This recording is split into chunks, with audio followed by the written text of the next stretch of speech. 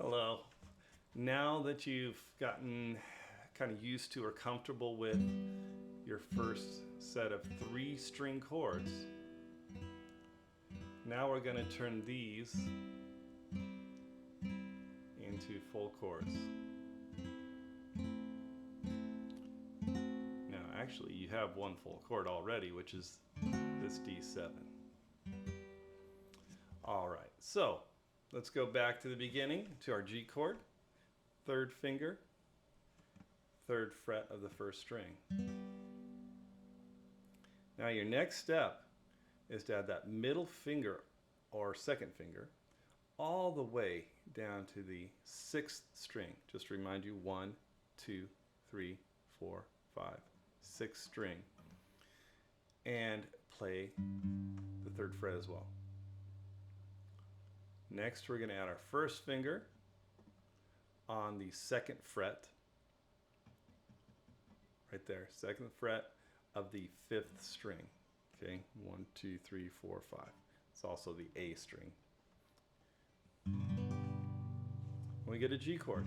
Now again, this one's unique. Well, a couple of chords will be have different fingerings. This one, you can have many different fingerings on this G. But for right now, I'm going to give you just this one by the book, and then from there on out, you can adjust them to different fingerings. I'll just quick show you, but I wouldn't work on this yet. But just know, down the road, you can learn it using your ring finger on the bass, or your 3rd finger, middle, pinky. And that's a nice one for different keys, like C. And then there's also the modern way is to take your ring and pinky on the first 2 strings. Okay, just so you know, down the road you'll see those chords. But for right now, let's just learn it by the book. 3rd finger, 3rd fret, 2nd finger, 3rd fret, 1st finger. Right? Okay, so there's your full G chord. And that's just a nice, there's so many songs in the key of G that you can learn. So that's a really great first chord to learn. Now, we also did an E minor, was the next chord you learned when you learned just open, because you didn't have to push anything down.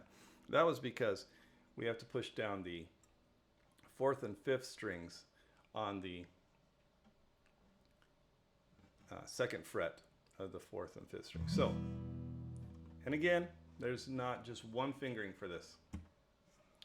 I'm going to give you this one first, and I will actually give you the by the book way on this E minor, because you can see which one you like better. But the reason why there's a couple fingerings is, look at this, if I play my G, I can leave that 1st finger down and just add in my middle finger here, right? So that's one way to play the E minor. Now my by the book way, I'll show you. But do you see it's sometimes a little harder to get close to the frets on a 2, when there's 2 fingers on the same fret right close to next to each other. So that you just have to do your best to get them close together and not buzz, because it's easy for it to be down here and get a buzzy. So you just have to get them kind of close together. But that is the reason why the by the book way is the middle or the 2nd and 3rd fingers, because it seems to be a little easier to get those close together. So you can practice both ways on the E minor. I would have you do both. But the reason why when on my first E minor I give you like that is there's so much less movement. You only have to go and just move your 1st finger, right? So you can pick one. You can pick one or try both and see what you think. But you can either use 1st, 2nd, or 2nd and 3rd.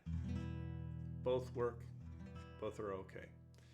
Okay, now, so let's go to the C chord, which is it's a toughie, because it's hard to get this even in the first place, that one to work right, because to get that to work right, not hit the so this one really would be good to start with, just getting that clean first.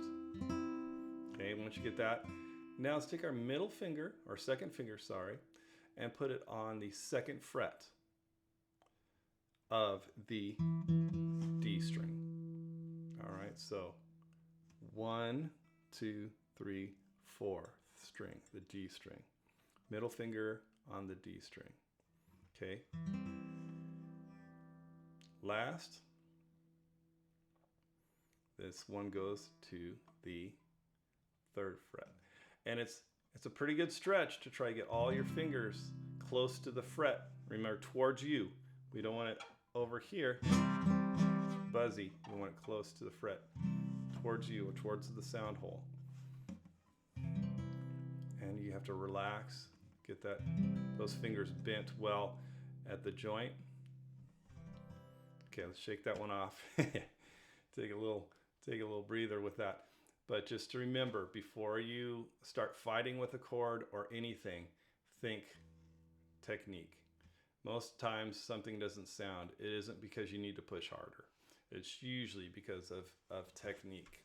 And actually, while we're getting a quick little rest, I just want to show you something is I can not even use my thumb and get clean notes on the guitar. I'm not even squeezing with my thumb. So you learn, okay, I don't have to push as hard as I think I have to, but I need the right technique. Okay, so let's go back to that C chord. Thumb behind the neck, relax down. First finger on the first fret of the second string. Again, a lot of numbers. Okay, then we're going to skip a string and go to our fourth string, and that's on the second fret. And then finally, the fifth string. See. Now don't get discouraged if you get this. Because as you see, it's a very slight difference between this and buzzy or dead, either one. So you'll just have to relax, bring that. I always say drop the elbow, just relax it to where it normally would drop if I was just to let it go. Usually what that does is brings those fingers to a good bend, to be clean instead of flat. Okay. Now that may take weeks and weeks to just get a C chord, and that's okay. But I'll give you the last chord just in case, because actually the next chord's a little easier than the C. But I teach C first because the A minor is based off the C. All you have to do is move the ring or third finger to go in between the first and second fingers. So you see that's on the second fret as well. So I've second fret, first fret. So just again, I'm going to show you. Here was that C, right? And all I brought was my third finger in between those. It's also on the second fret of the G or third string.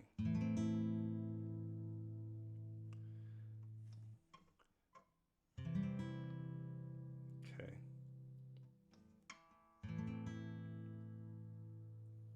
And now, if you like, you can go to that D7 you already know.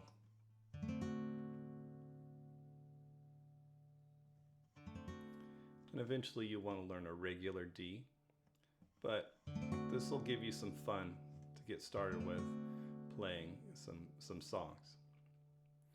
Now, I'm going to go through it one more time. And one last thing I'll talk about is now that you're playing all the strings, or sometimes all the strings, is which strings do you want to strum while you're playing. So let's go back and just go back to the start to the G. So G, boom, boom, right? Third fret, second fret. Okay. And you can always go back to the beginning of this and try that first and get to that point. So here's your G. Right? There's your good old G chord. G you can play all because that's a G note in the bass. E minor. Nice, because I can play all, and I just gave you the two fingerings right there just so you could remember that I gave you two fingers. You can strum all those because this is an E. So So E is in E minor chord. And then we can go to a C chord. So C again was a tough one. On a C chord, we're going to try not to hit this one. Now there's a bunch of techniques down the road you can learn to mute and different things. But for right now, just try to just strum only the 5 strings. Okay. And let's do our A minor. Same deal. We try not to hit this E string. We're only going to play this because this is an A. And then on a D, we're going to play just the 4 strings because that's a D here. And then after you're done with that, you might want to resolve and play a G. All right, have fun with that, and I hope that really helps you to start playing some songs you're going to enjoy playing.